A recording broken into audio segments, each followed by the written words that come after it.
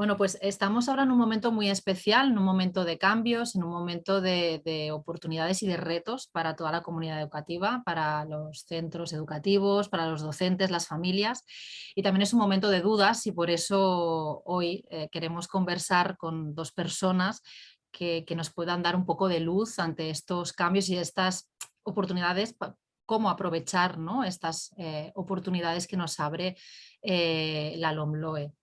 Estas dos personas, no hace falta que las presente, pero son Elena Martín y son César Coll. Ellos son catedráticos de Psicología Evolutiva y de la Educación, en el caso de Elena de la Universidad Autónoma de Madrid y en el caso de César de la Universidad de Barcelona. Ellos participaron en la redacción de la LOCSE, aprobada ahora en el 1990, y ahora han colaborado también en el diseño de las bases del nuevo currículum de la LOMLOE. Entonces, si os parece, empezamos dándoos las gracias por haber aceptado esta invitación y vamos a empezar con las muchas preguntas que tenemos para vosotros. El currículum integra los diferentes aspectos, ¿no?, que tienen que ver con la calidad de la educación. ¿Quién debe participar en la elaboración, en la redacción de este currículum? Bueno, yo creo que esto lo hemos hablado muchas veces, César y yo misma. En realidad, el currículum es un proyecto social que define qué tipo de persona queremos ayudar a construir. Y por tanto, como proyecto social, conviene que participe el máximo de colectivos implicados en la educación. Sin embargo, habría que distinguir entre quién define un marco normativo y un enfoque general y quién interviene en los sucesivos pasos. Yo creo que hay que entender que el paso normativo, lo lógico es que lo hagan especialistas de los distintos ámbitos de conocimiento y de especialistas en cómo trasladar esos conocimientos disciplinares, convertirlos en contenidos escolares y en competencias escolares.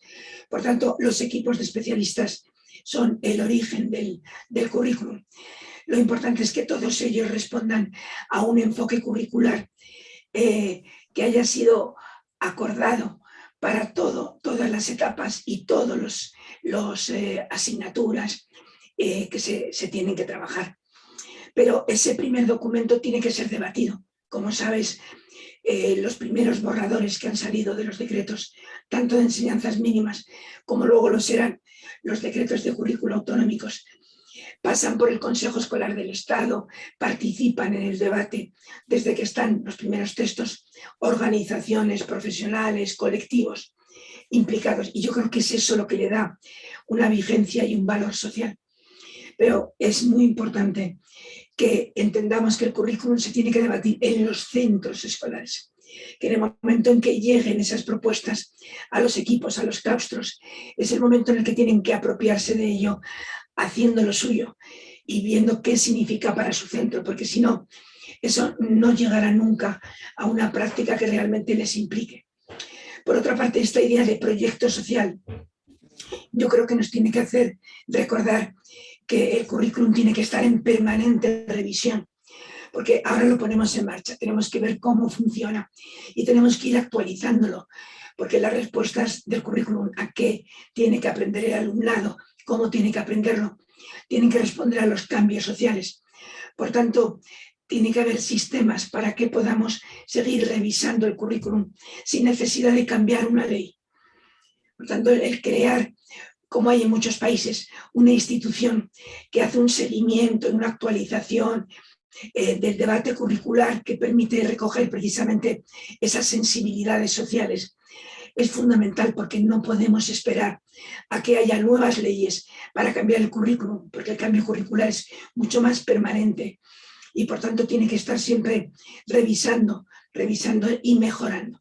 Todo esto consideramos que permitiría esta participación social acorde con entender el currículum como un proyecto de que un grupo quiere este tipo de personas, quiere promover este tipo de personas que el currículum explicita. César, no sé si quieres también No, añadir. estoy completamente de acuerdo con lo que dice Elena, quizá solamente, digamos, comentando lo mismo, Sí, claro, digamos, hay como, yo diría, simplificando, que hay como dos aspectos, ¿no? En cualquier propuesta curricular hay un aspecto que es el esencial, yo creo, que es que el currículum, como decía Elena, es un proyecto social. Digamos, cuando definimos un currículum, en definitiva, estamos definiendo qué tipo de personas queremos contribuir a formar y, por lo tanto, qué tipo de sociedad queremos impulsar y promover, y eso es un proyecto social, y eso no es una cuestión técnica, eso es una cuestión de debate social, y que es bueno, digamos, que haya un debate social amplio, permanente, además, como decía Elena, porque esto va cambiando en función del tiempo, los retos, los desafíos, las necesidades, y luego hay un segundo aspecto que también lo señalaba ella muy bien, que es el aspecto técnico.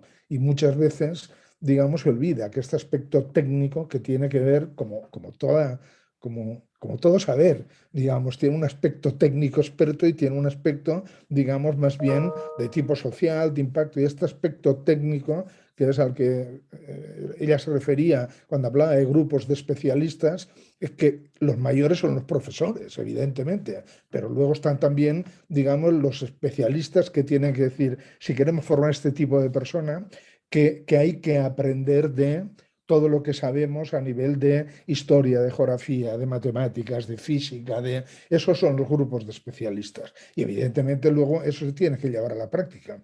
Y ahí los especialistas son los profesores. Yo creo que diferenciar estos aspectos, los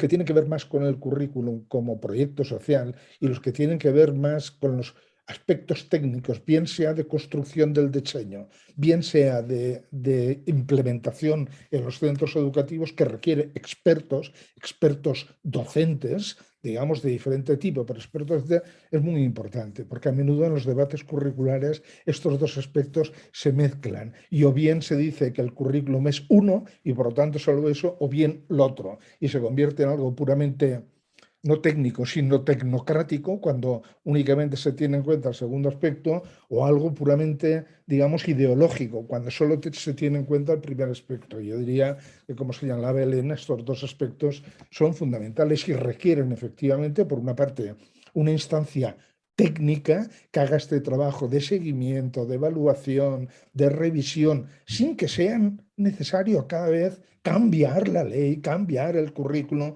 digamos que esto sea un procedimiento normalizado, sistemático, periódico y que luego paralelamente haya una discusión sobre si eso responde o no al tipo de persona y al tipo de sociedad que mayoritariamente en un sistema democrático como el nuestro tiene que decidirse democráticamente y por lo tanto ser el resultado de un debate social amplio, ¿no? Una de las apuestas de la LOMLOE, ¿no?, es por los aprendizajes esenciales.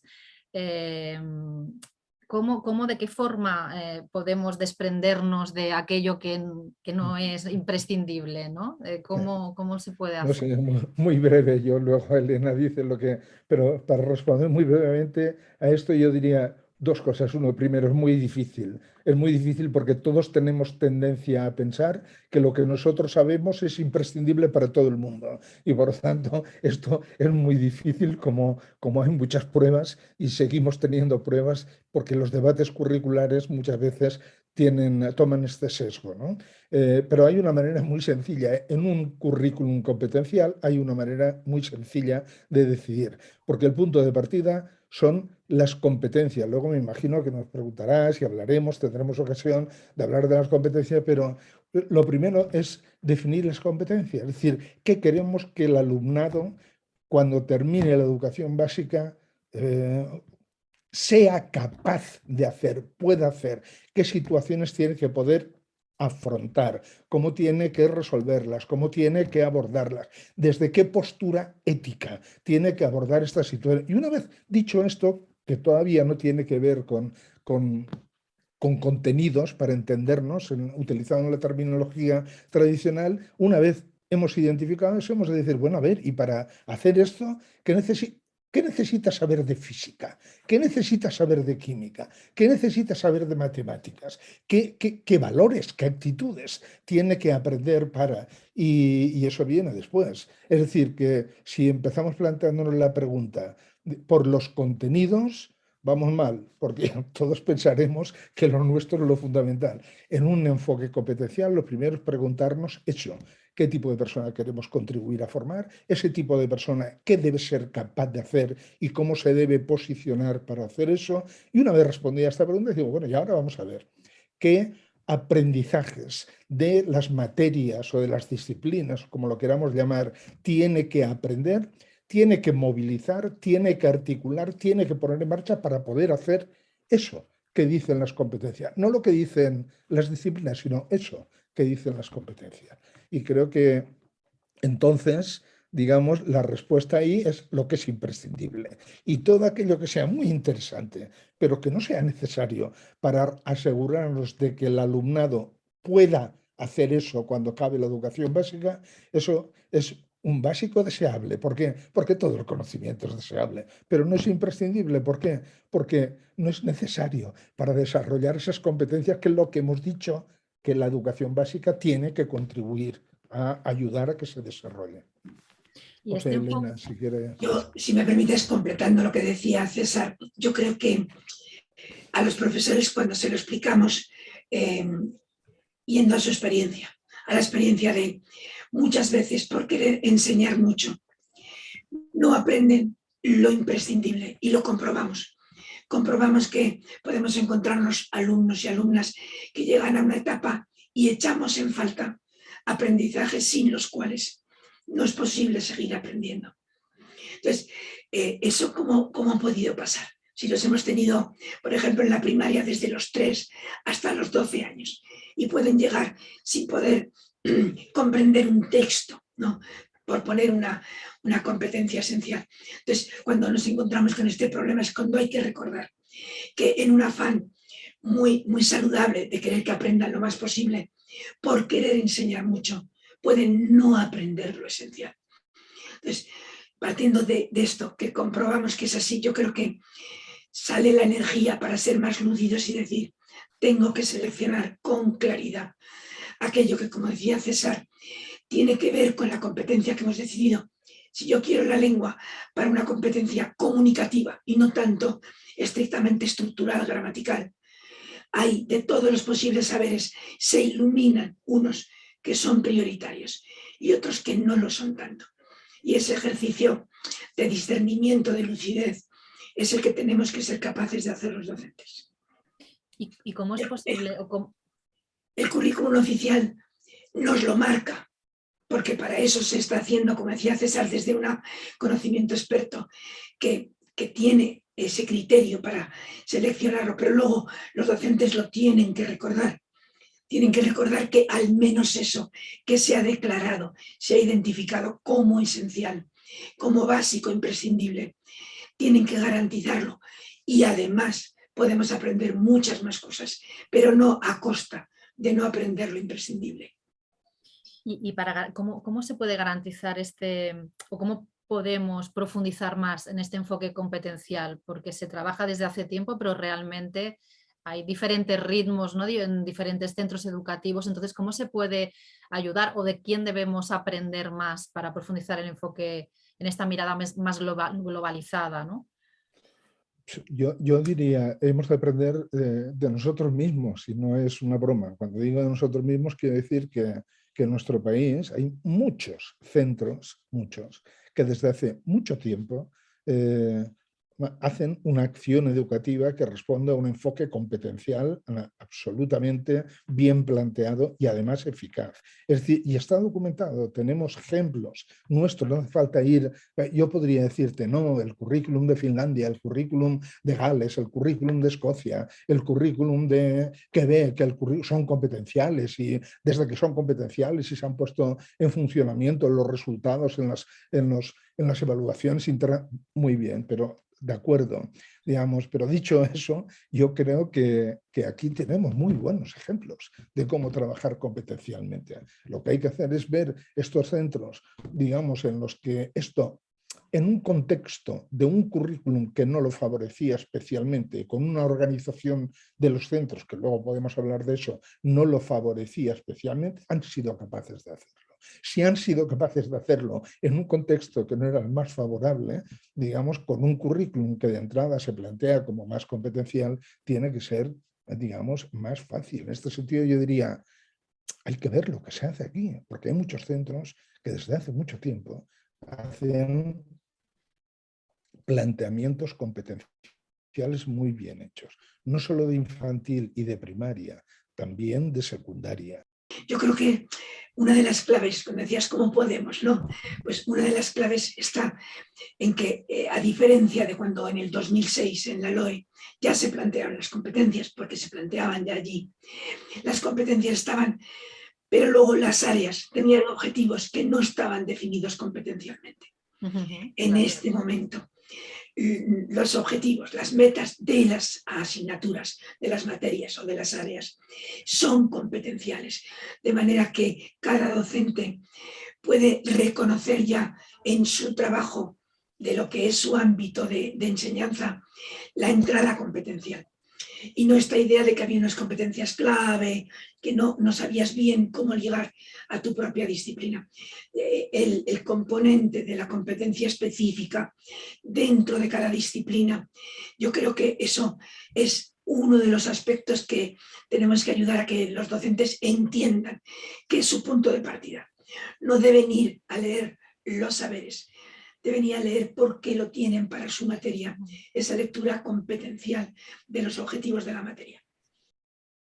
Yo creo que el mensaje fundamental que hemos de dar, digamos, es esto. Respecto a la segunda parte de la pregunta, o la primera, digamos, hace mucho tiempo, es verdad, que tenemos en el 2006 ya el currículum de la LOE era competencial y se presentaba como competencial. Y yo justamente creo que lo que pasa es que era un concepto de competencias que no llegó a aterrizar, digamos, en las aulas mayoritariamente, y no aterrizó porque yo creo que justamente no resolvió de una manera adecuada esta articulación entre lo que son las competencias y los contenidos de las diferentes materias. Y esto es lo que ahora, digamos que en este nuevo planteamiento, es uno de los puntos a los que se ha prestado especial atención. Es decir, el éxito,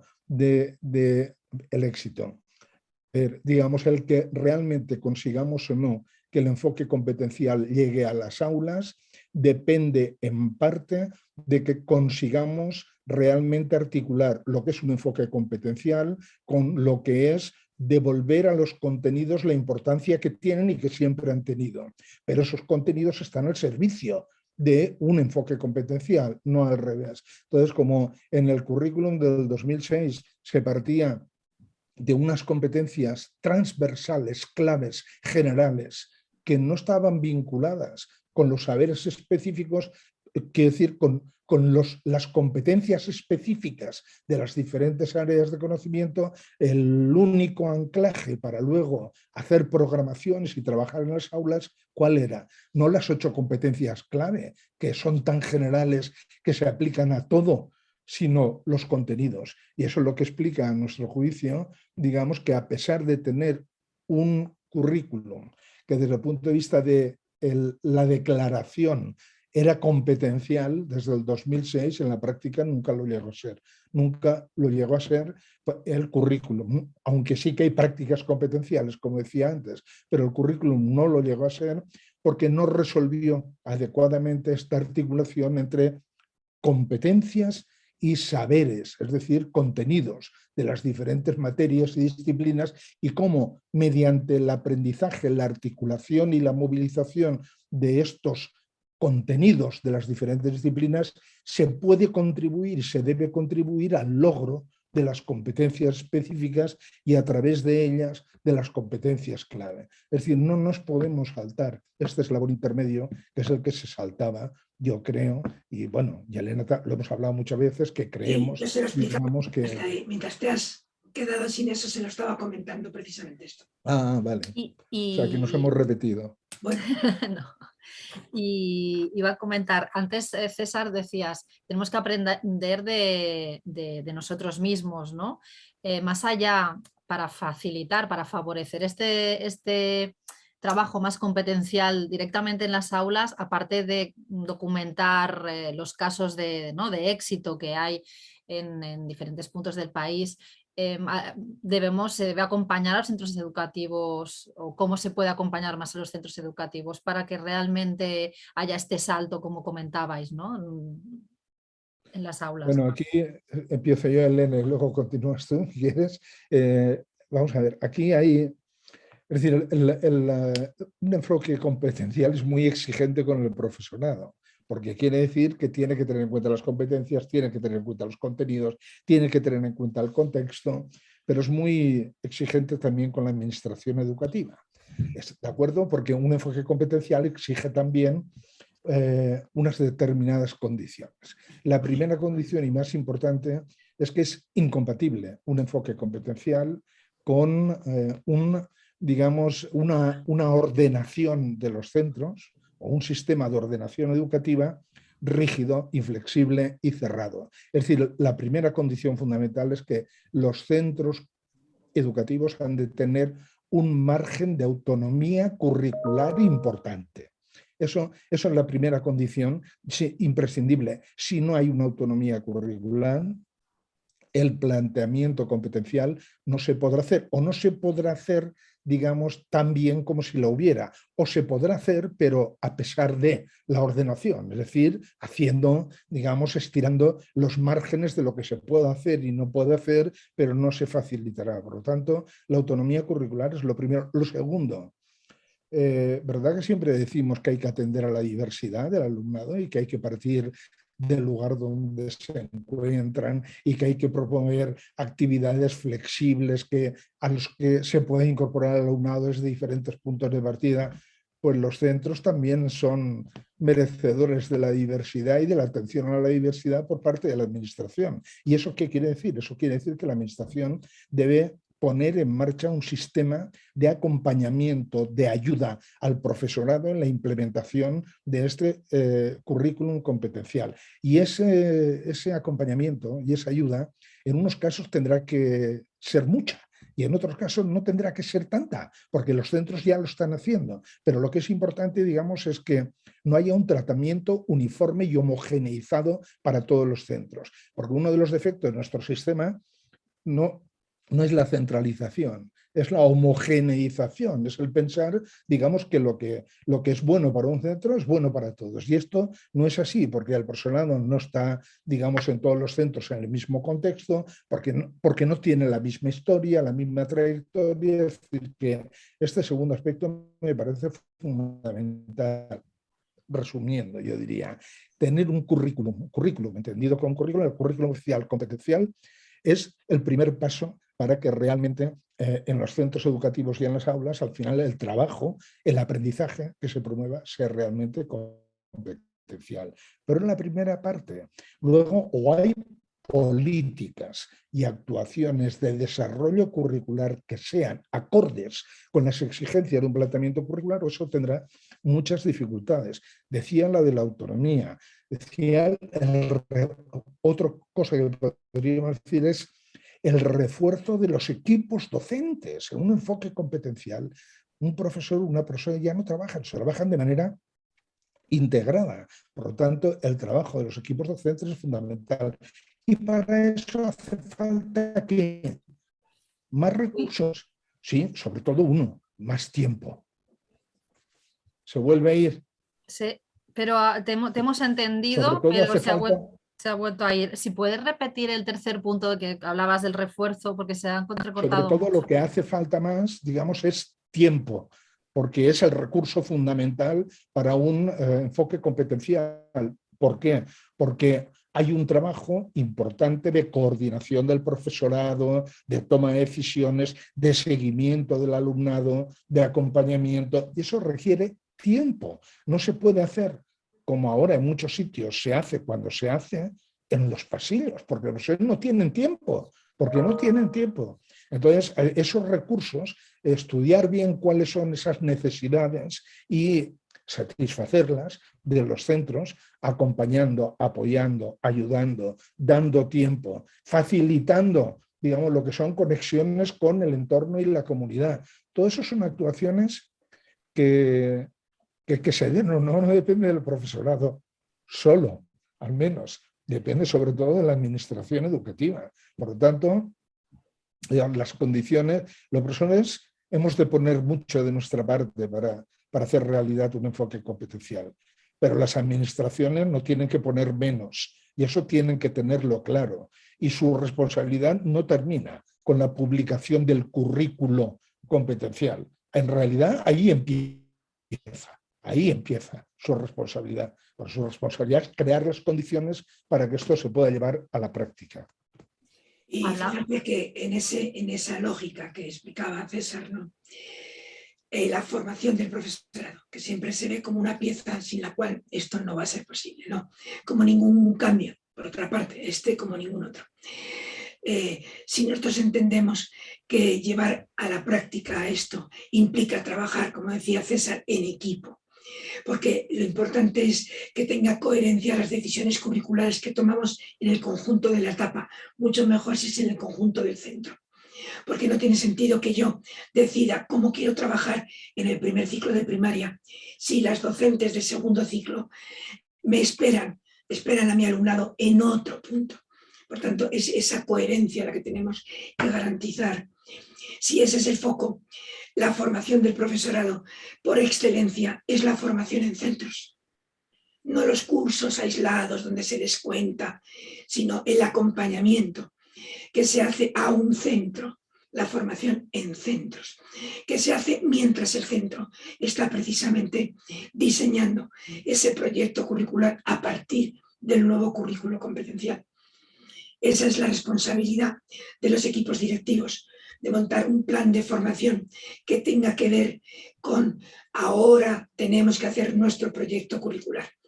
Y tienen que garantizar, como decía César, los tiempos para que el profesorado pueda hacer esas decisiones colectivas que den coherencia y continuidad a todo el currículum.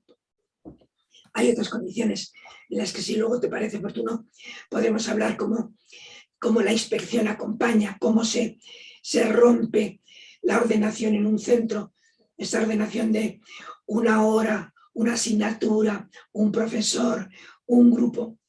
Si os parece, podemos, como hemos empezado a abordar temas de reorganización de centros, si os parece, es una cuestión muy importante la que estabas ya comentando, Elena, de cómo podemos romper, ¿no?, esta flexibilidad que plantea la ley para trabajar de forma realmente más globalizada. Implica en algunos casos pues romper tiempos, como decías tú, romper espacios.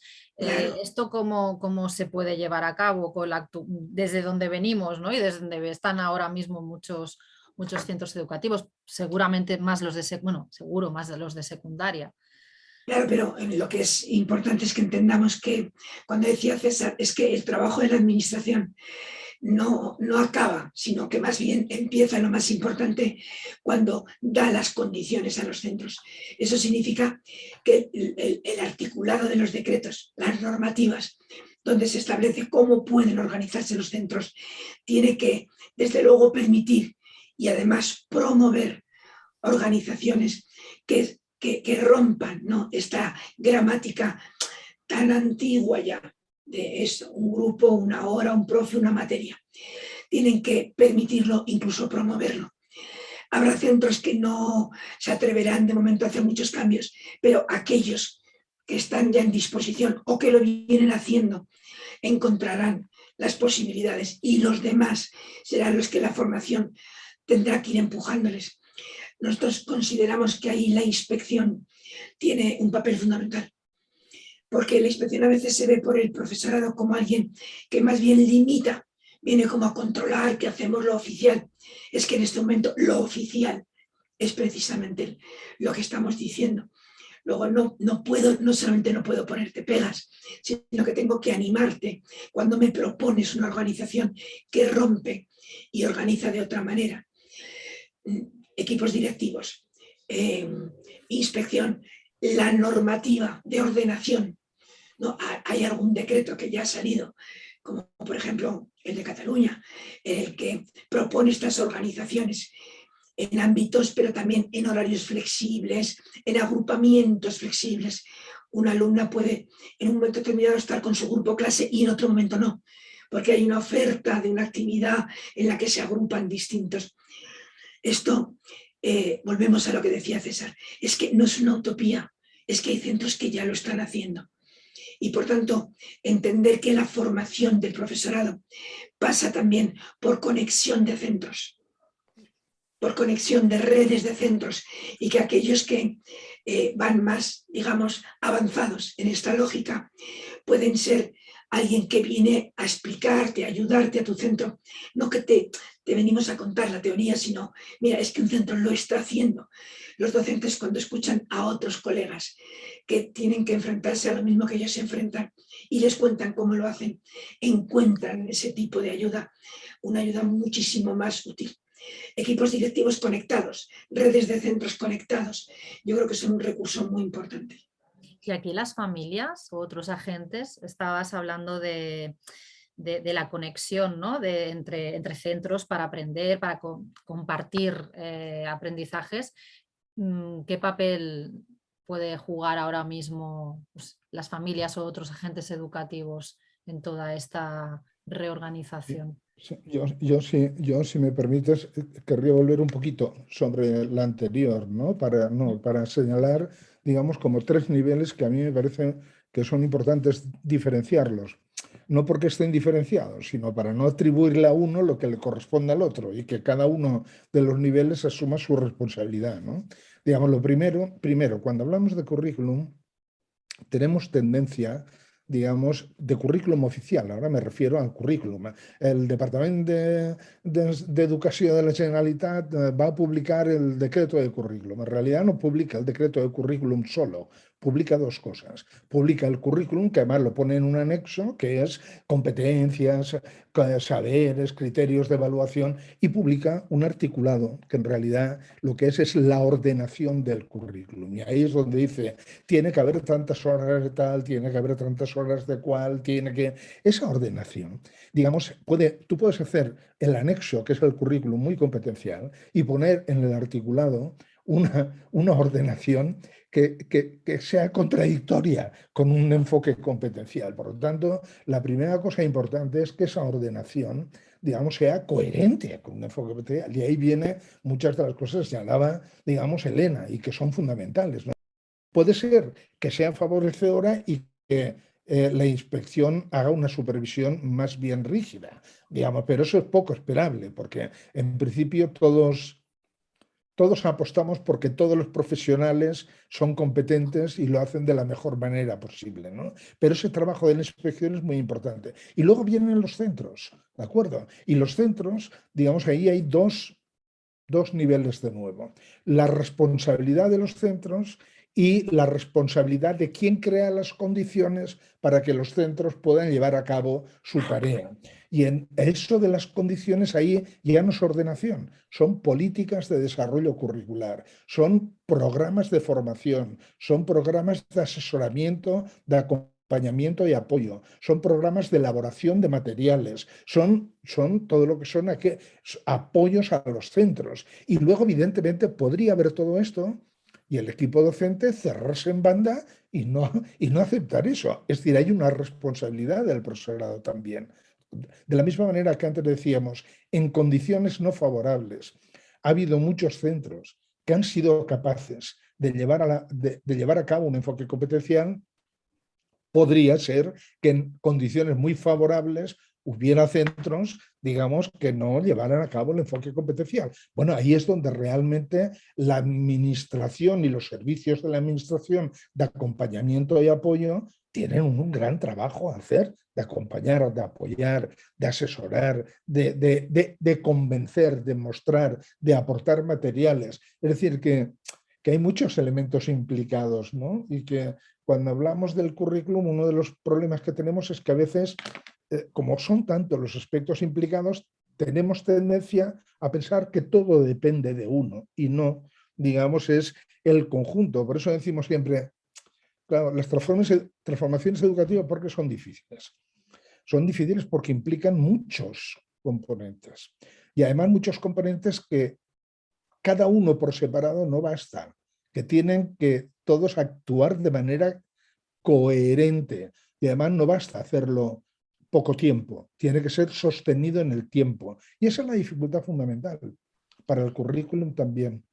¿Y pensáis que todos estos recursos, este acompañamiento por parte de la administración en formación, a través de la inspección, todo lo que estabais comentando, está previsto, está planteado realmente para poder asumir el reto que está proponiendo la LOMLOE? Bueno, con perdón, Ana, esa pregunta deberías hacérsela a los responsables de la administración. Nosotros yo lo único que me siento capaz de decir es que quiero pensar que sí, porque quiero pensar que si hacen una propuesta de un currículum competencial con esas características, en fin, me extrañaría que hagan esa propuesta y que no hayan previsto todo lo que es necesario para que esa propuesta, digamos, se haga realidad. Yo quiero pensar que sí, pero Bueno, quiero pensar optimista de esto, ¿no? Quiero decir, un indicador a favor. Es que, por ejemplo, nosotros cuando nos piden alguna intervención con docentes o con especialistas, casi todos nos piden una intervención también con los equipos directivos y con la inspección. Una cierta comprensión de que estas piezas no reflejan, son piezas esenciales para promover, dar las condiciones a las que se refiere. Esto es un pequeño detalle, pero yo creo que tenemos un problema y es que vamos mal de tiempo. Vamos mal de tiempo porque empezamos en septiembre. Entonces, hay que entender que no hay que agobiarse porque tienen que salir los decretos, pero en paralelo hay que ir pensando cómo se dan estas condiciones, porque si lo vemos de manera secuencial, primero los decretos, solo luego la formación, solo luego, no vamos a poder. De hecho, por eso hay mucha gente que ya está sobre los borradores haciendo formación y pensando el resto de las implicaciones que esto tiene, porque no se puede hacer secuencialmente porque no llegaremos si lo hacemos así. Y cuando preguntabas antes, Ana, por las familias, no, es muy complicada la respuesta, pero yo querría señalar una cosa. Las familias tienen que entender que ellas también tienen que hacer un cambio. No sirve de nada que los docentes estén hablando a sus alumnos y alumnas, no, lo importante ahora, no con un mensaje de lo que estás aprendiendo, y luego en casa haya una mirada más otra vez tradicional de, pero qué nota te han puesto, pero qué es lo que, el contenido, pero no sabes. Entonces, claro, ¿cómo hacemos que las familias sepan esto? Yo creo que hay un trabajo de los tutores, de los grupos, de explicar a las familias para que primero no se asusten. Estos prejuicios que hay de, uy, ya no van a saber nada, han perdido la cultura, todo esto que a veces se oye por allí. Yo creo que si dirigiera un centro, diría a los tutores y tutoras, la reunión de comienzo de curso, abordemos este tema. ¿Qué miedos tenéis? ¿Qué significa? ¿Cómo nos tenéis que apoyar? Trabajad con vuestros hijos y ahí, y esta es la segunda idea, sería muy importante que las familias se dieran cuenta de que las competencias curriculares muchas veces se trabajan en otros espacios, en otros contextos educativos que no son solo la escuela. Y esto nos une con esta idea de los planes educativos de municipios más integrales que ponen todos los recursos educativos, todas las experiencias educativas al servicio de lo mismo. Porque ahí, en gran medida, es la familia la que articula, la que decide que además de estar en la escuela, ¿qué hace mi hija? Y cuando se comprende que las competencias están en muchos contextos, yo creo que ahí hay una pieza también fundamental de labor de la familia. Siguiendo el hilo del tema de conexión, ¿no? de aprendizajes dentro y fuera del centro educativo que estabas hablando, ahora mismo se nos abre también una nueva oportunidad de trabajar más en esta conexión con el entorno. Por ejemplo, en bachillerato, ¿no? Se habla de un bachillerato más competencial. No sé, podríamos pensar en una conexión para hacer, no sé, prácticas en empresas con agentes educativos, organizaciones de la comunidad. ¿Cómo pensáis que se puede dar este paso más hacia la conexión de aprendizajes? Yo creo, Ana, que además tenemos experiencias en nuestro país en general y en Cataluña en particular, digamos, que que son modélicas en algunos aspectos. Es decir, que desde hace, no solamente Cataluña, sino muchas partes, si miramos la historia, empezamos con ciudades educadoras, ¿os acordáis de ciudades educadoras? Continuamos luego con proyectos educativos de ciudad, luego con planes de entorno, digamos, y ahora con educación 360, o digamos, tenemos ya una trayectoria que ha dado lugar a muchas experiencias de este tipo que han puesto de manifiesto muchas cosas. Una, lo que dice Elena, que hay muchas competencias y muchos aprendizajes importantes, socialmente muy valorados, que no se aprenden ya en las escuelas o en los institutos, que se aprenden fuera. Y que es una barbaridad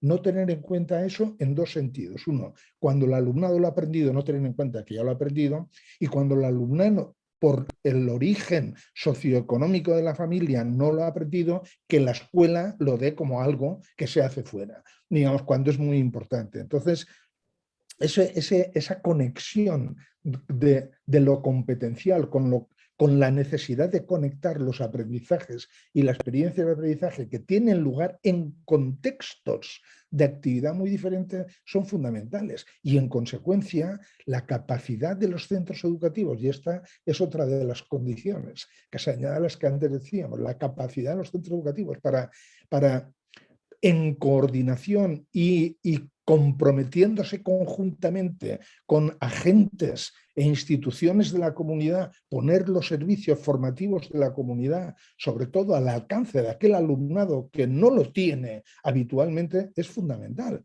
Es fundamental porque cada día más el problema, digamos, de la inequidad ya no se puede abordar solo. Si es que alguna vez se ha perdido y hemos tenido la ilusión de que se podía abordar solo desde las escuelas, pero hoy en día es evidente que no. Hoy en día es evidente, digamos, que muchas de las fuentes de inequidad están muy vinculadas a aquellos espacios de formación a los que se accede habitualmente ya en nuestra sociedad desde la familia y no tanto desde la escuela. La escuela debería recuperar esto, los institutos deberían recuperar esto. Y aquí proyectos como los de aprendizaje, servicio, el poner en marcha, digamos, lo que son experiencias de aprendizaje, pero de aprendizaje a través de un servicio comunitario, son fundamentales, porque eso tiene además que ver con las metodologías didácticas más favorables para el aprendizaje competencial. Es que es ahí donde realmente se aprenden muchas cosas para hacer algo y para hacerlo desde una perspectiva ética comunitaria determinada. Por lo tanto, yo diría que ese aspecto es absolutamente fundamental. Y una vez más, tenemos experiencias nuestras muy buenas en las que mirarnos, no solamente porque sean buenas, sino también para evitar los errores que muchas veces son los problemas que cuando uno analiza estas experiencias detecta, ¿no? Claro, porque lo que decíamos es que se trata de superar un poquito esta idea como de que yo saco al alumnado de clase un día como una guinda, ¿no? La guinda del pastel. Yo he dado el tema de los animales y ahora vamos a ir al museo y vamos a ver el animalito, ¿no? Se trata de cuando programo, cuando planifico, yo sé todos los recursos que hay en mi entorno y los uso en esa planificación como un recurso más. En este momento en que hay visitas virtuales a cualquier museo, eso, no una cosa esporádica, sino el uso. Entonces, desde la propia escuela usamos el entorno, pero es que además las competencias las trabajaremos en la escuela y fuera de la escuela. Son las dos ideas, ¿no? Entonces, yo, aunque sea simbólicamente, a mí me parece muy importante que en la LOMLOE se reconozca que la educación informal también es educación y que tenemos que conectar. Hay un artículo que lo recoge en la propia LOMLOE. Es un salto de comprensión de que las competencias que queremos trabajar no están solo, porque no están solo en la escuela. Planificamos la educación y el currículum, por tanto, de una manera de entorno, que es esencial. Y por eso de ahí hablábamos las familias, pero hay familias que tienen más recursos para entender esto y para organizarlo, y hay otras en las que es el ayuntamiento, las administraciones, quienes ofrecen esa articulación de la oferta en una lógica pues como efectivamente puede ser la del modelo de educación 360, ¿no? En el tema de aprendizaje-servicio, ¿cómo podemos dar también un paso más? Porque hay muchísimas experiencias, como decíais, pero ¿cómo podemos pasar a extender la práctica ya de forma más Pues es que efectiva y el extensiva? ejemplo lo conoce mejor César que yo, pero señalo la idea y él la desarrolla. El ejemplo de cómo hace falta que la ordenación del paso es muy claro, por ejemplo, aquí, porque en el articulado del decreto, todavía entiendo que es un borrador, de Cataluña, se marca que en tercero y cuarto de la ESO se harán proyectos de aprendizaje-servicio de servicio comunitario, que además tendrán al menos 20 horas, es decir, está en la propia ordenación. ¿Eso es suficiente? No, pero si no se da esa condición ya de ordenación, no se promueve. Pues al meterlo como algo que se dice, igual que el horario de otra asignatura, estás impulsando. Luego el contenido de ese aprendizaje-servicio será acorde con el entorno y con la asignatura en la que se incardine. Entonces, cada asignatura, cada materia puede hacer aprendizaje-servicio, pero desde luego, además, tendrá que garantizarse que se organiza al menos esta ordenación, está promoviendo este tipo de metodologías, como decía. Ahora, volviendo al tema de las competencias básicas y uno de los aspectos más destacados, ¿no?, de la ley es la vinculación de los aprendizajes a los que se llaman los desafíos, ¿no? Podemos decir del siglo XXI, es decir, actualizar los aprendizajes a lo que realmente están viviendo pues, los niños, niñas y jóvenes. ¿Cómo también podemos ayudar y desde este enfoque competencial, ¿no? ¿Cómo se deben incorporar los ODS al currículum y al día a día de institutos? Yo diría que ahí hay también dos niveles en la respuesta, ¿no? Uno, digamos, primero en el propio currículo. Decíamos antes, digamos, que el currículo es sobre todo un proyecto social y que como tal define qué tipo de persona, o debería definir qué tipo de persona queremos contribuir a formar con la educación básica. Ese tipo de persona que queremos contribuir a formar con la educación básica, en el modelo de currículum en el que estamos trabajando, se concreta en un componente que es muy importante, que es el perfil de salida del alumnado. El perfil de salida del alumnado lo que define es esto. Y el perfil de salida del alumnado define dos cosas. ¿Qué competencias queremos con clave generales, transversales, queremos contribuir a desarrollar en el alumnado para hacer frente a qué desafíos? Y los dos componentes son igualmente importantes.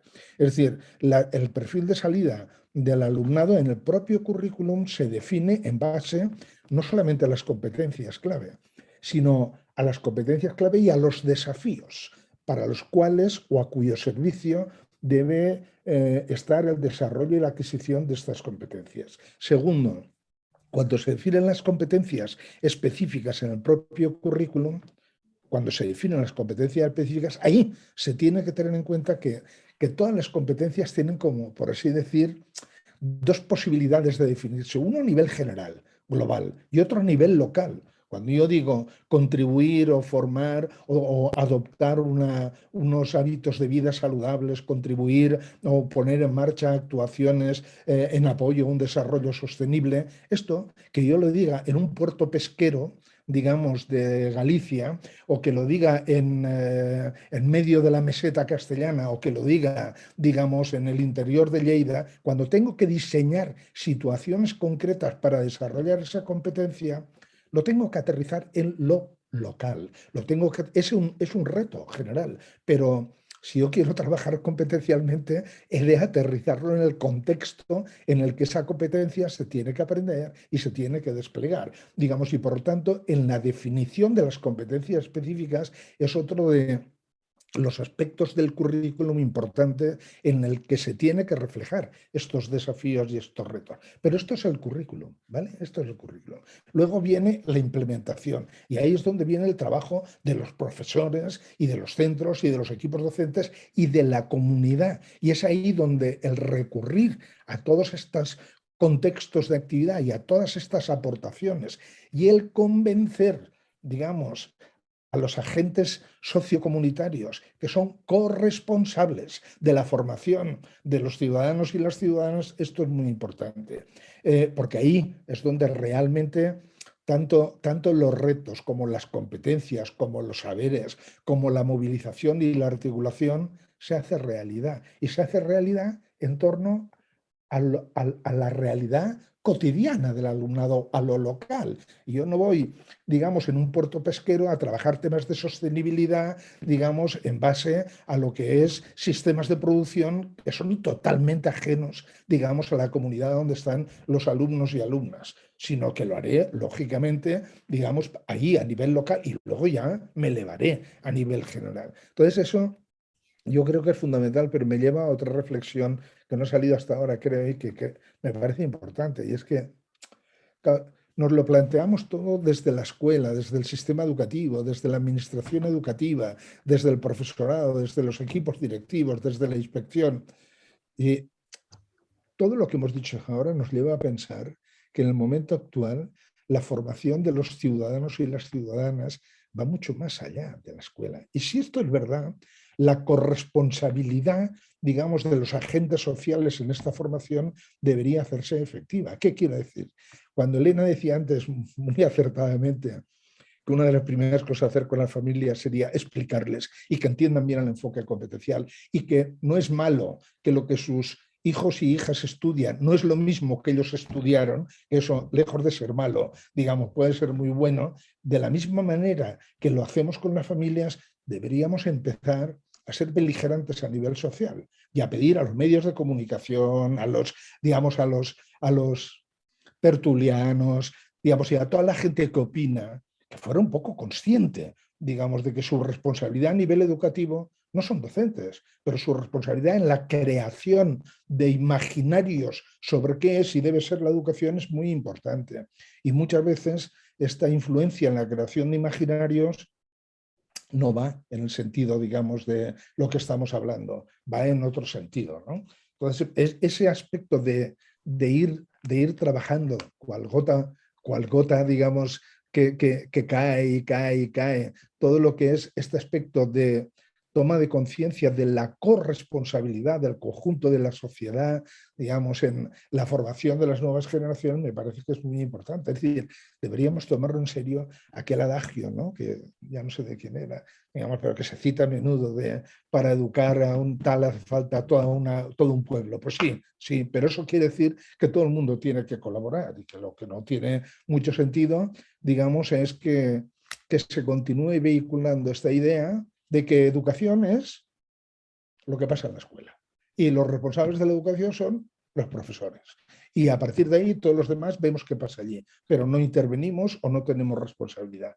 Porque si no, este enfoque competencial, esta participación de la comunidad, estos compromisos que hacen falta para poner en marcha realmente experiencias de aprendizaje, servicio, de establecer programas a nivel comunitario, será muy difícil que sea escalable y que se generalice. Continuará siendo experiencias fantásticas, pero muy localizadas. Y eso es lo que deberíamos, poco a poco, pero intentar ir avanzando, ¿no?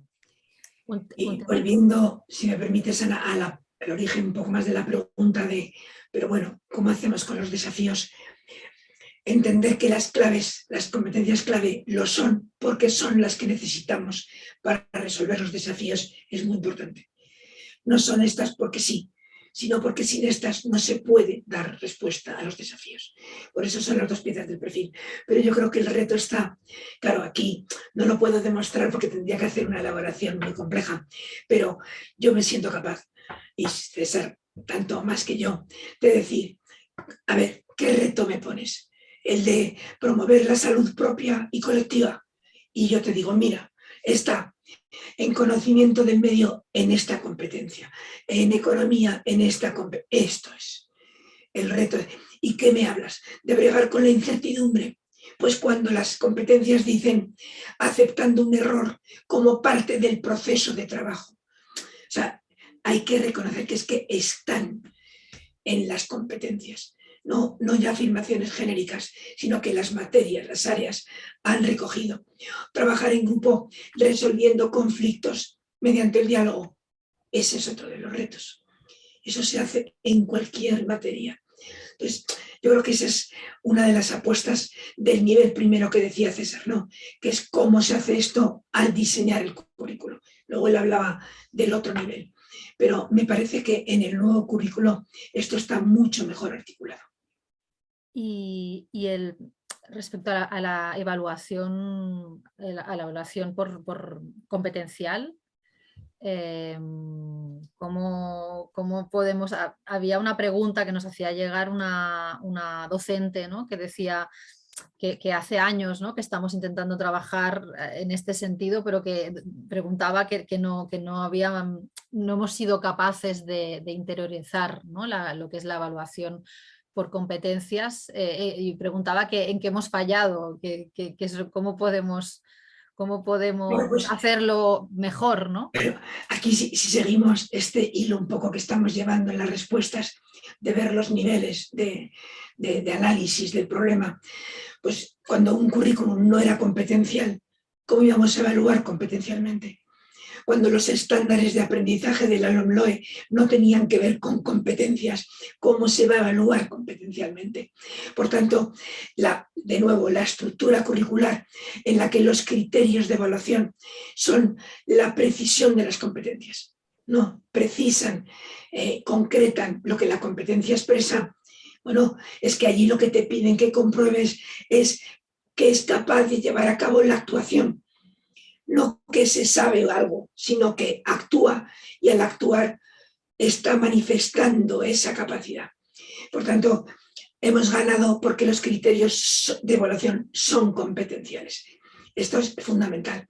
Pero, por otra parte, entendemos que hay algunas dificultades para llevar a cabo una actividad, una evaluación competencial que hay que resolver. Y una de ellas es entender que evaluar no es calificar. O sea, entender que calificar es cuando yo ya he entendido dónde estás, dónde tengo un alumno, puedo usar esa información para calificar, pero eso no es evaluar, eso es calificar. Cuando yo quiero evaluar, lo que tengo que hacer es ver en qué medida estás consiguiendo ese nivel de adquisición que yo te he propuesto. ¿Eso a qué apunta? Apunta a seguir procesos, a poder evaluarlo durante el proceso, porque es en esa construcción donde yo voy viendo cómo vas avanzando. Y eso tiene una consecuencia que yo creo que es esencial, que nosotros destacamos todo el tiempo. Y es que las actividades de evaluación no son distintas de las actividades de enseñanza y aprendizaje. Yo no puedo evaluar competencialmente pensando que un día hago un control. Es imposible.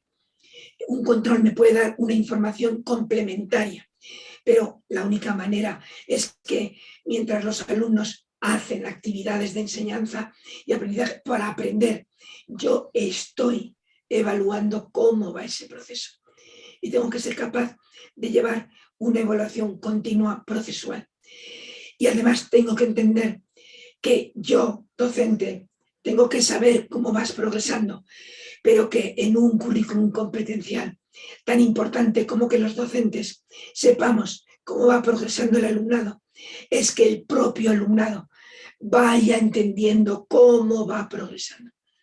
Es decir, que las actividades de autoevaluación, de coevaluación, que implican decirle a otro, oye, pues yo creo que esto se podría hacer así, son actividades que hacen tomar conciencia al propio alumno o alumna de su proceso de aprendizaje. Y ese es un elemento esencial de la evaluación competencial. Y esta desvinculación que se hace, por ejemplo, en secundaria, de la no superación de determinadas asignaturas o de determinados conocimientos o aprendizajes, a desvincularlo del hecho de la repetición, etcétera, ¿no deja ahora mismo a los docentes un poco desamparados en la decisión?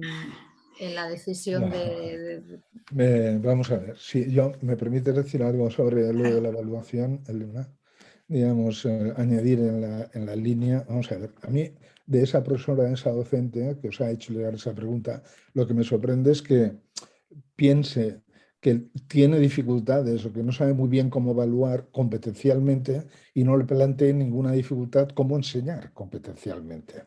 Entonces, eso, digamos, porque, digo, ¿cómo es posible? Porque si no le ha planteado ninguna dificultad enseñar competencialmente, ¿cómo le puede presentar una dificultad evaluar competencialmente? Porque una competencia, ¿qué es? Vamos a ver. Una competencia es cuando yo digo, el alumno o la alumna será capaz de hacer esto, hace hacer algo. Y ha de hacer algo, no en general, sino en un tipo de situaciones que tiene estas características. Y para hacer eso es necesario que haya aprendido, que haya hecho funcional, que sea capaz de traer, articular y movilizar estos conocimientos de esta materia y de esta materia y de esta materia. Muy bien, yo he definido la competencia y enseño y creo situaciones en donde, ¿qué quiere decir enseñar competencialmente? Que yo creo una situación donde pongo al alumno o a la alumna en situación de desplegar esa actuación, de hacer eso. Y bueno, empieza haciéndolo y lo hará mejor, peor, a medias, con ayuda, sin ayuda, pero llegará un momento, digamos, que si yo trabajo competencialmente, diré, mira, ya lo hace. He trabajado la competencia, he conseguido que haga un aprendizaje competencial. No hace falta que evalúe. Eso es la evaluación. Ya lo he conseguido. Es decir, el problema es que en la evaluación competencial, si realmente el enfoque competencial es un enfoque que impregna la situación de enseñanza-aprendizaje, estoy exagerando un poquito. Yo en un momento determinado puedo decir, necesito saber exactamente si este aspecto de la competencia está bien adquirido o no. Pero a nivel global, o sea, yo en mi trabajo, cuando en mi trabajo, en cualquier cosa de mi trabajo, estoy con colegas y la gente dice, este no es competente en lo que hace o este es competente. ¿Qué quiere decir ser competente? Que los demás te reconocen como competentes. ¿Y quién? En el ámbito de la práctica. Pues ahí es lo mismo. Por lo tanto, yo diría, el mensaje, yo creo importante, es decir, en un enfoque competencial, lo que es la evaluación no requiere, como decía Elena, situaciones específicas habitualmente. Otra cosa es que en un momento determinado, cuando yo como profesor no acabo de ver si sí o no este aspecto está bien dominado, ponga en marcha, digamos, como una especie de mini actividad para ver aquello, pero habitualmente no hace falta, porque habitualmente el contexto de adquisición de una competencia es aquel contexto que me permite ver si sí o no esta competencia ha sido adquirida. Y eso es lo que yo quiero resolver, digamos, con la evaluación. No quiero resolver otra cosa. Y un apunte. Hay una idea muy generalizada que deberíamos ir con cuidado que identifica evaluación competencial con el uso de determinados instrumentos. Me estoy refiriendo, por ejemplo, el más conocido es las rúbricas.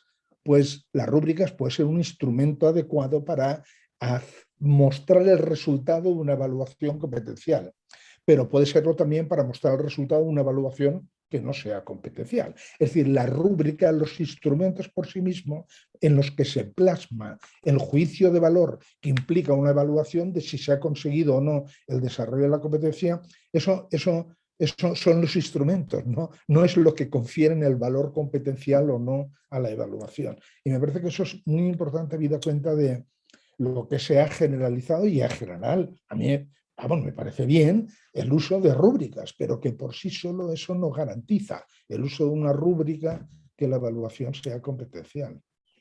Claro, cuando decía si los profesores están como desasistidos por esta idea de que pueden, ¿no?, de la promoción, fíjate que ahí ya no estamos hablando de evaluación en el sentido de entender cómo va el proceso, sino de una decisión acreditativa.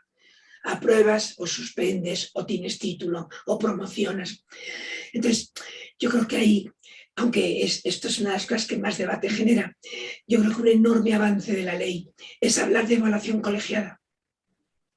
Hablar precisamente de que, dado que una competencia está presente en muchas áreas y materias que contribuyen en su espacio específico, pero que contribuyen, es bueno que podamos hablar de una misma alumna como la vemos en distintos contextos, ¿no?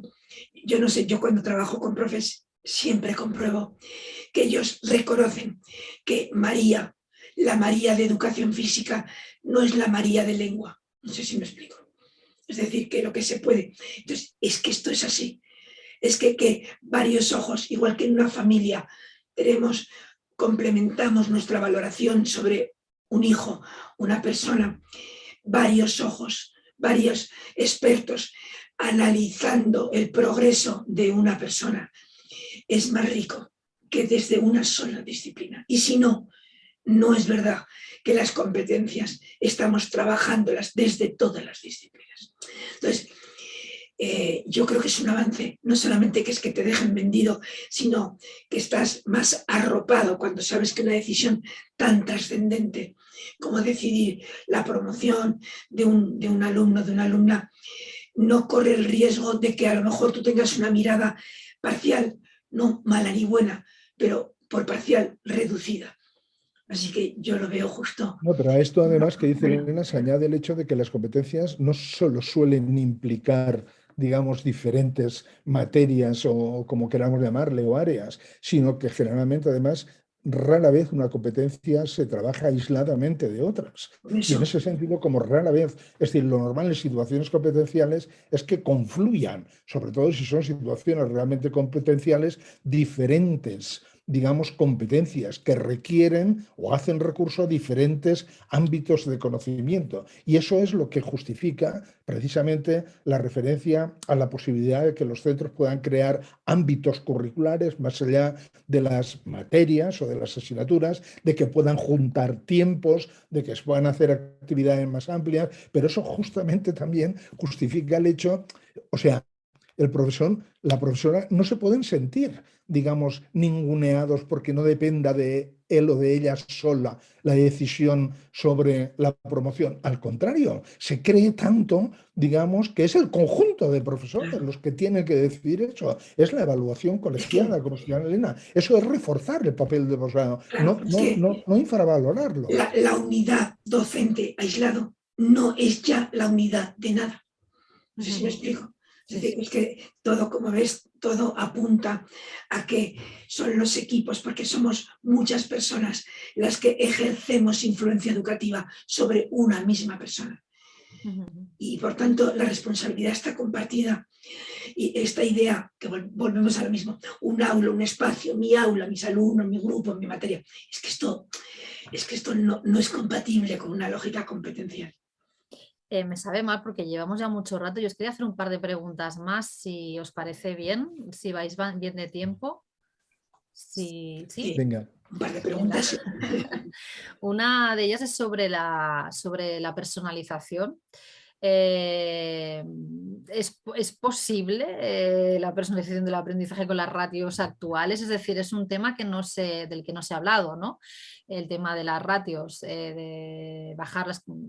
Entonces, no sé cómo veis este camino, ¿no? Hacia o esa profundización más de la personalización del aprendizaje que antes ya habéis hablado en alguna de las otras preguntas.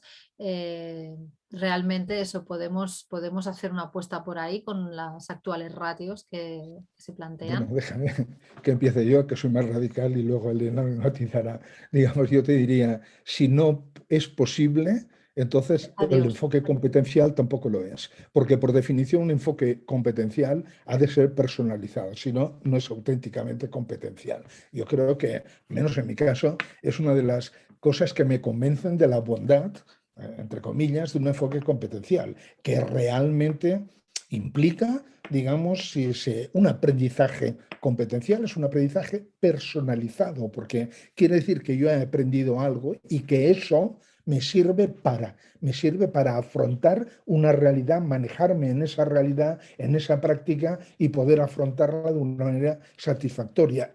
Yo y otro, digamos, tendrá otra realidad y otro tendrá otra realidad y tiene que ser absolutamente personalizado. Primer punto. Segundo punto, yo diría, a ver, una educación, una enseñanza totalmente personalizada es muy difícil. Avanzar hacia una personalización cada vez mayor es muy fácil. Hay mil maneras, digamos, de plantear aspectos parciales que te lleven a avanzar en esta dirección. Pero eso también pasa con un enfoque competencial, suponiendo que todo lo que hemos dicho se cumpliera por parte de los currículos, por parte de la administración, por parte de los equipos directivos, de la inspección de personal. Pensar que aunque todo esto se cumpliera en un año tendríamos un sistema educativo absolutamente competencial, me parece que sería ingenuo.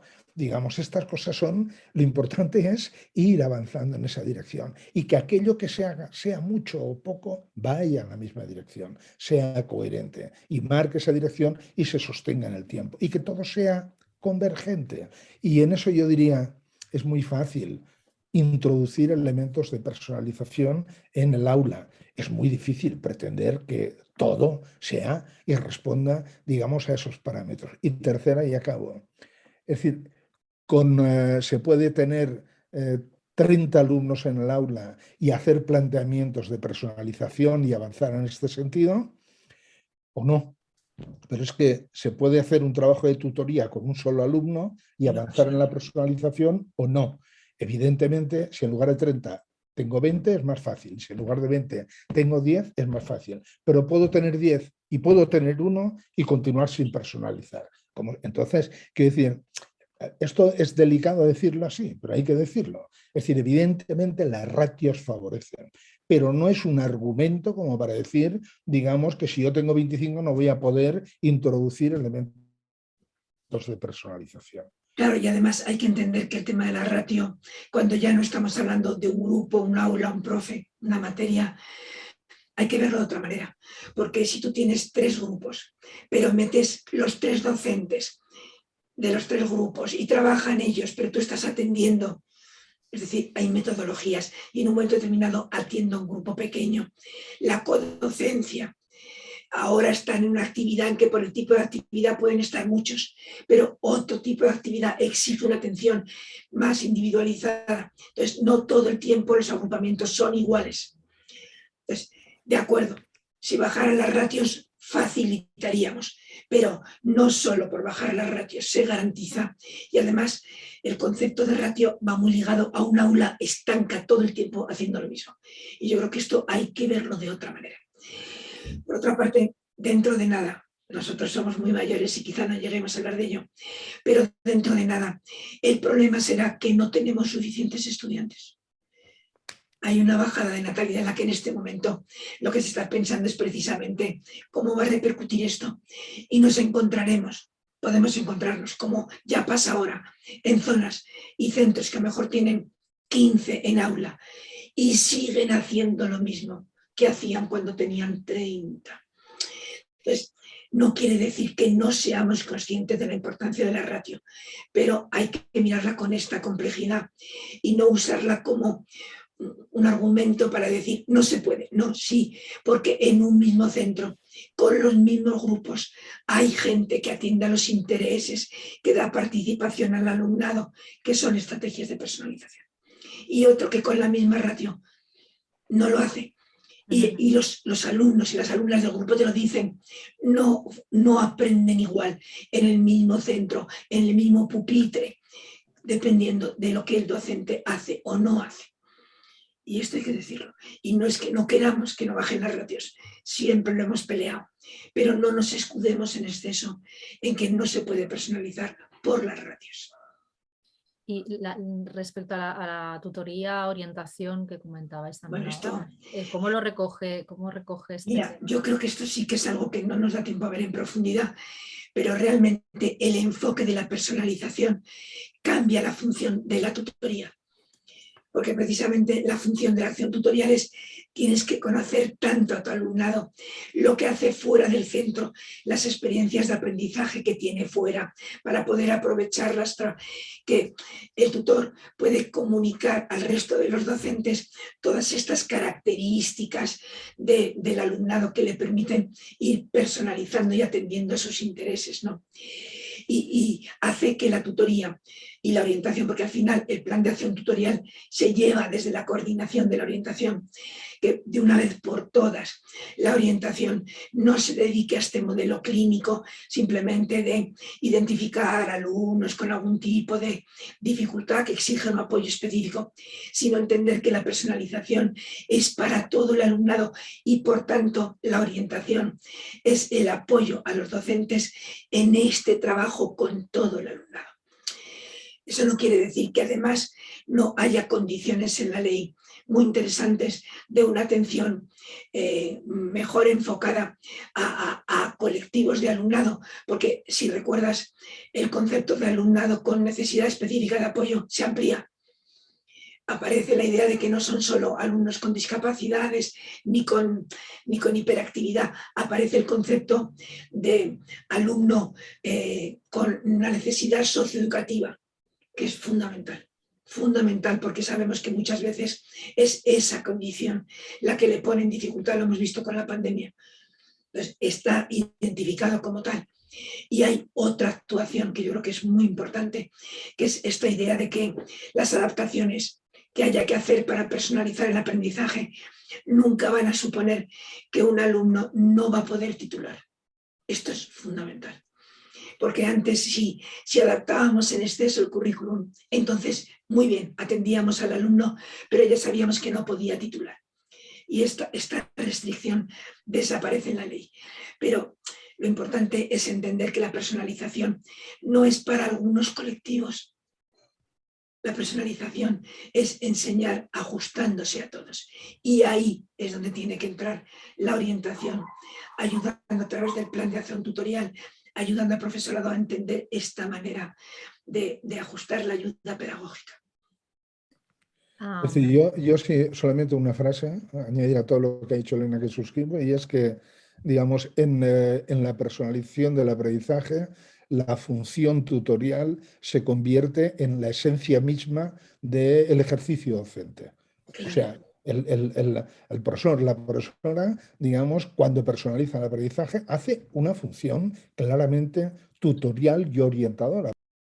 No sé si hay alguna cosa que queráis destacar. Por ejemplo, yo me había apuntado algunas preguntas sobre bachillerato porque realmente la ley prevé muchos cambios a todos los niveles educativos, pero el tema eso y bachillerato con el nuevo modelo, no sé si hay algunos aspectos que... Hay una cosa que mientras César se vuelve a conectar, sí creo que es si realmente conseguimos que la prueba de acceso a la universidad, llámese EBAU, con B, con V, como sea, se hace competencial como se ha comprometido el gobierno a hacer para el 2024, eso va a caer en cascada hacia abajo, claro, a favor del modelo competencial. Porque ya sabemos que cuentas algo de innovación y el profesor te dice, ya, pero es que como en la selectividad no le preguntan esto y parece que ya todo el discurso se hunde. Entonces, si hacemos pruebas, y esas pruebas existen porque son pruebas tipo PISA, ¿no? O sea, existen, no es que sean una entelequia. Son difíciles, pero se pueden hacer. Y si realmente eso cambia, de verdad, va a haber una bajada hacia todo el sistema que va a ser muy importante. Y yo creo que también es importante que entendamos que cuando el profesorado identifica que el modelo competencial viene a dar solución a sus problemas, tenemos que conseguir que el profesorado identifique es que está sobrecargado, es que, o sea, que realmente son sus problemas, es que aprenden cosas que no sirven, es que luego no saben aprender por sí mismos. Cuando vincule el nuevo modelo a sus problemas, le verá sentido al esfuerzo, porque lo que le estamos proponiendo es un enorme esfuerzo. Eso hay que reconocerlo. Y encima se lo estamos proponiendo con los tiempos un poquito acelerados. Entonces, hay que compensar ese enorme esfuerzo que pedimos dándole sentido, porque cuando los docentes vemos sentido a lo que nos piden, somos gente absolutamente comprometida. Y si le vemos sentido, haremos el esfuerzo. Yo creo que eso es lo que tenemos que conseguir, que el profesorado experimente y entienda que esto viene a solucionar sus problemas. En el tiempo de lectura, ¿no? Que por ejemplo que lo determina también. ¿Hay algunos aspectos estos que te gustaría, no sé si para acabar ya, alguna cosa que te gustaría destacar por encima como novedad más destacada o que de la que ves más bondades, ¿no? Por lo que hace los más contenidos o las posibilidades de dedicar más tiempo a estas competencias como puede ser la lectura o... Bueno, la lectura ya estaba muy contemplada en las leyes anteriores como un tiempo de lectura distinto, el tiempo. Yo creo que lo que ahora cambia es que casi todas las áreas y materias tienen competencias que implican que tengan que leer los alumnos. Es decir, que realmente la lectura no sea solo algo que se trabaja en lengua o en un espacio de lectura específico, sino es una responsabilidad porque para cualquier área tienen que acceder a información, además en varios soportes, en soportes digitales. Y por tanto, ese trabajo de adquisición de información desde fuentes está en muchas materias. Y eso debería contribuir a que todos los docentes nos sintamos responsables de eso. Otra cosa es el placer por la lectura y la literatura, que debe tener un espacio propio y que yo creo que, como al igual que decíamos lo de el aprendizaje servicio, es bueno que cale, que eso tenga un espacio en la ordenación del horario, de la caja horaria, que haya un plan de lectura que implique unos tiempos o por ejemplo, una figura muy interesante que son los alumnos mentores de lecturas. Esta idea de que le propones a un compañero tuyo más pequeño que lea y él te viene a contar qué te ha parecido ese libro, ¿no? Este intercambio. Entonces yo creo que eso hay que planificarlo con un plan propio. Cuando se concreta en el centro, decir, bueno, vamos a trabajarlo en estos tiempos y con estos procedimientos metodológicos. Vale, pues no sé, ¿algún consejo a los centros educativos, profesor? Antes hablabas, ya dabas unos cuantos, pero no sé, para acabar, si quieres dar algún consejo para afrontar esto que decías, que lo que se nos viene encima, ¿no? No, yo creo que el que te decía de que tenemos que entender que tiene sentido, o sea, tenemos que verle a esto que vamos a poder solucionar problemas, que no es una nueva cosa, sino que es que viene a solucionar problemas que nosotros estamos todo el día diciendo que tenemos. Y luego que esto no pasa nada, empezamos el año que viene, pero esto es un proceso, como decía antes César, muy largo. Empezaremos poquito a poco. Este primer año, ¿qué implica? ¿Qué implica en mi programación el enfoque competencial? Voy a hacer algo más interdisciplinar, funcionamos por ámbitos, pero no todo se decide el primer año. Esto es un proceso, igual que las competencias, no lo hacemos en un día. Nos haremos competentes para llevar a cabo un currículum competencial y eso será un proceso. Entonces, no hay que agobiarse y desde la administración hay que dar estos tiempos y esponjar a los centros.